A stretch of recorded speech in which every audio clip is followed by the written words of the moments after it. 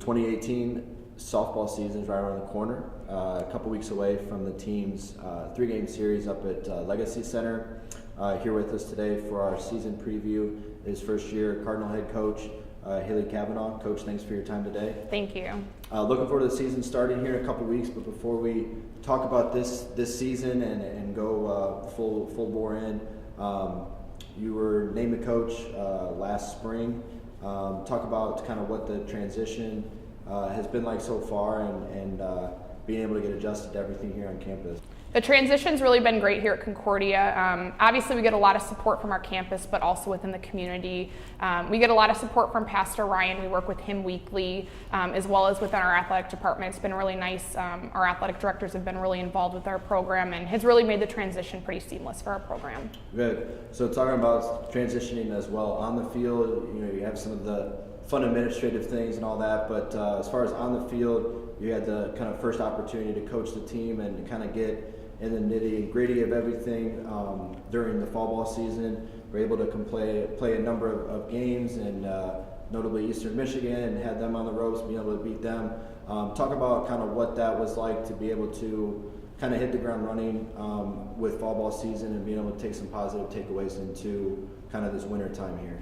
Yeah, I mean, you never know when you become a first-year head coach at a program. You never really know what you're inheriting, and I have to say I've been extremely impressed from day one with our program, from their effort and their hard work and really their passion and their energy. I mean, from day one, we haven't really had to talk a lot about, being a really good team and having a lot of energy and loving what you're doing, and they really hit the ground running right away in day one. We threw a lot of curveballs at them. We changed our hitting program and our base running program and really just our philosophy, so they've done a really nice job. Obviously, beating Eastern, a really good Division I program, was a highlight for us this fall, and it really gives us a glimpse that we could be a really good program moving forward if we continue on the same path that we've been on. With the number of returners that you guys do have and kind of with some of the nuances that you brought to the table this year, talk about how the experience has kind of helped ease that transition for the rest of the team. While they have been different, words or techniques or strategies, drills, being able to have that experience and veteran group kind of just allows the team to hit the ground running right away. Right, I think that the great thing about softball is that the game doesn't know if you're a freshman, the game doesn't know if you're a senior, and I think that our returners have done a really good job of leading by example and really helping the freshmen make that transition, because it is hard to make a transition from high school to college. Another great thing is we return a really experienced core, so regardless of playing time, we've got a large amount of sophomores, juniors, and seniors who have been starters. We have a notable amount of time. We have a really experienced pitching staff at this point, a really experienced returning catching staff. Our middle infielders return. We have notable outfielders, so it's really good. Our returning class has really done a good job of stepping up, and they're going to help us through this season if they've had a lot of college experience. Along with the experience, like you mentioned too, the game doesn't know age. Obviously, there's always going to be newcomers, new faces. I think Liz mentioned it about how everyone's kind of embraced their role so far, and it's easy to say when the game hasn't been played yet, but just talk about kind of the talented group that is here with some of the new faces and kind of how they'll be able to raise the competitiveness in practice, energy in games, and be able to contribute to the program right away. Yeah, the newcomers have done a great job. They bring a lot of energy. They bring a lot of talent. The exciting thing about that newcomer class is they bring depth in every position. They bring a lot of power. We have a new pitcher, a catcher. We have some infielder, outfielders. So they're covering the depths of all of our field. The nice thing about it is, like I said before, the game doesn't know. So you don't know when we've got some freshmen stacked up against seniors. And the nice thing that I kind of preach to our kids is that your roles can change throughout the year. So just because you're a freshman doesn't mean you sit the bench. And just because you're a senior doesn't mean you get to play every game. So our team has done a good job in buying into their roles. Roles have changed, but they also have done a good job of keeping everybody accountable and working hard every day to make sure that our team at the end reaches their goal versus focusing so much individually. Hopefully another advantage that a veteran group will bring to the program is just kind of knowing how long the season is and the grind of playing indoor games in February to games in Florida, South, to games hopefully when it's not cold or snowy in March, knock on wood, but just kind of that how long of a season it is and the competitive schedule that you will play non-conference and also within the WAC.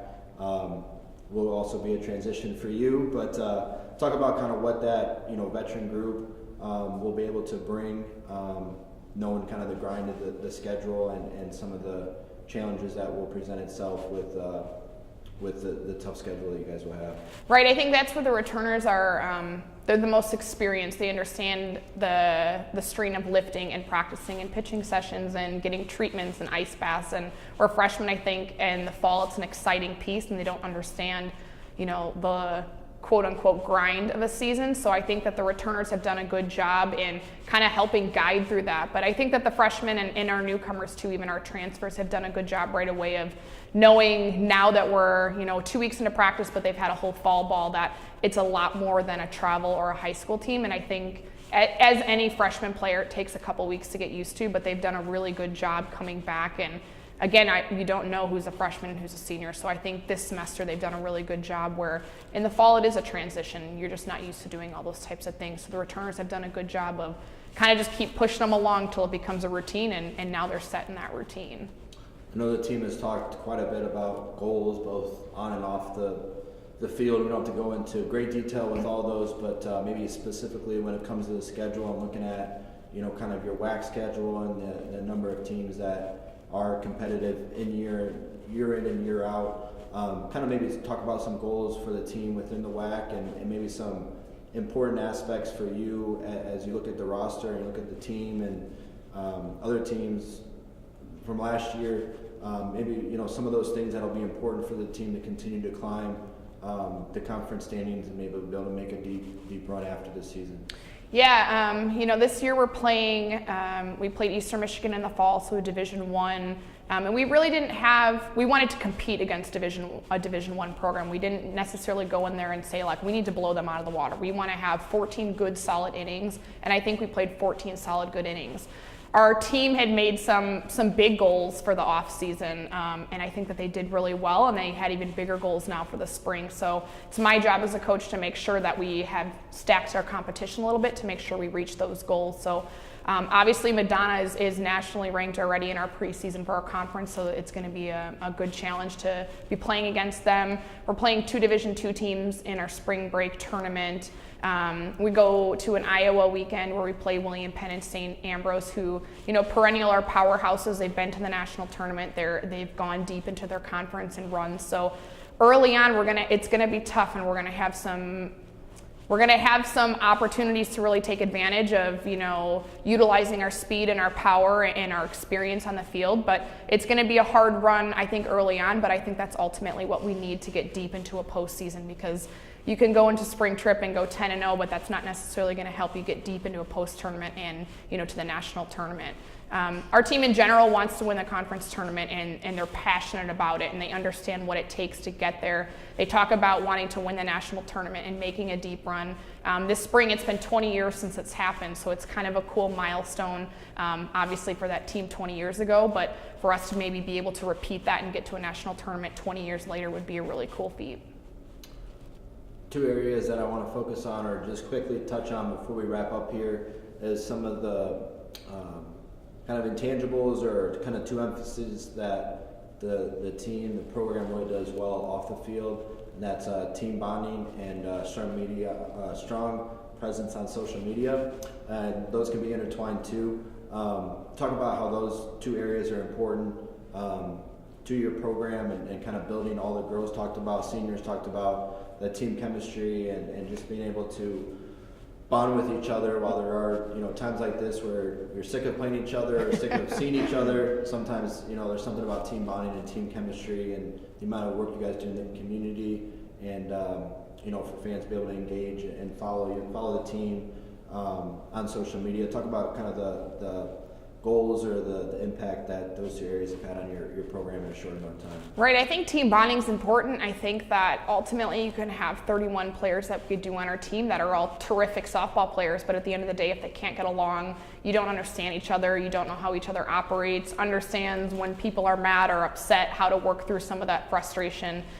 Just like today, we had a kind of a frustrating practice with a couple drills, and I think if that practice would have happened the second week of fall ball, I don't know how it would have ended, right? But in this practice, people know how to pick each other up and communicate with each other. And I really think team bonding off the field is helping us on the field. It's a direct relation that we just understand each other better, we trust each other, and that we're going to all be able to get the job done.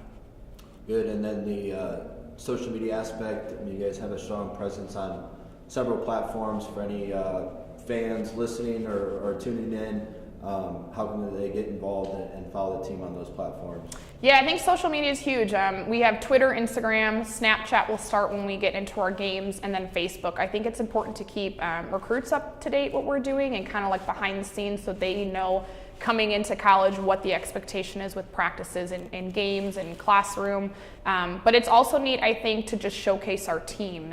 They do great things in the community, whether they're doing volunteering, whether they're getting good grades. We just had a 3.45 GPA. We've got 4 seniors that have had the opportunity to play overseas. So I think it's just really neat for everybody in the community, fans, recruits, just to follow what we're doing, and that at the end of the day, softball isn't everything. They graduate, they move on into their careers, and we want to be sure that they're well developed after that to graduate and land successful jobs.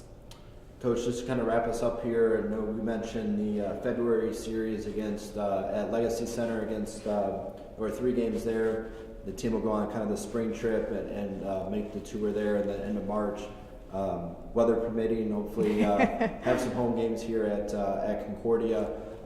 Maybe just kind of talk about a little bit, style of play, maybe some things that Cardinal Crazies can expect to see on a Cardinal game day here at the end of March as we get ready for the season. Yeah, we're an aggressive team and we never stop moving. I talk to our team a lot about we have to attack every single thing we do, whether we're attacking on the mound, attacking at the plate, attacking on the bases. I think you're going to find that our dugout's going to be really loud.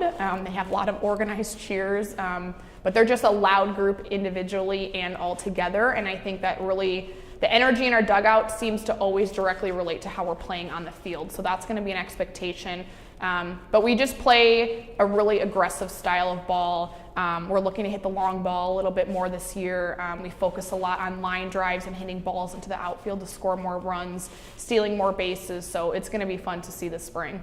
Good. We're obviously excited as well and looking forward to a great season in general. And like we said, early February, 3 games up there at the Legacy, and then home games here end of March. So, Coach, looking forward to it. Good luck this season. Thanks for your time today. Head softball coach, Haley Cavanagh. Thank you.